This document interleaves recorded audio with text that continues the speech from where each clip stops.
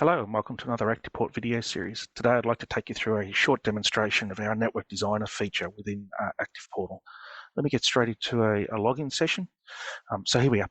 When a customer first connects into ActivePortal, if they haven't used ActivePortal before, they'll be placed into our Network Designer view.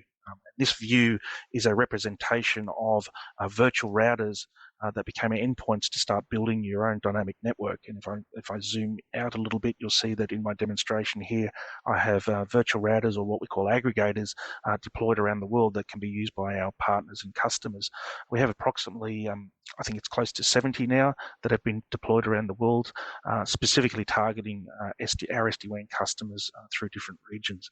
So for a customer, when they first come in, they'll be presented with a map that is close to their particular area, or they can zoom in, but they start building their network. I've started one earlier and it's called Auckland. And so what you're seeing here is a customer that has started to build an SD-WAN solution.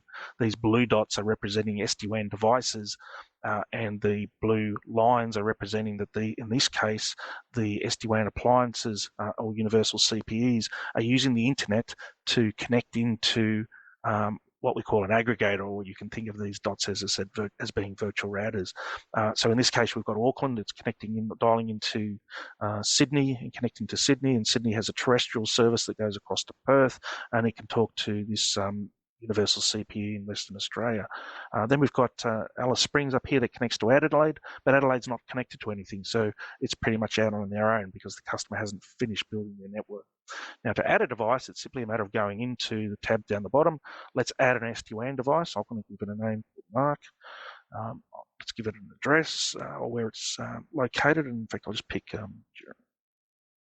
Geraldton, which is close to me in Western Australia.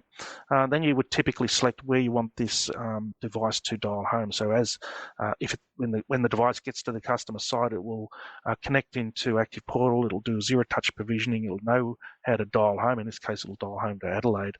I've also set this up as being a managed service provider type demo.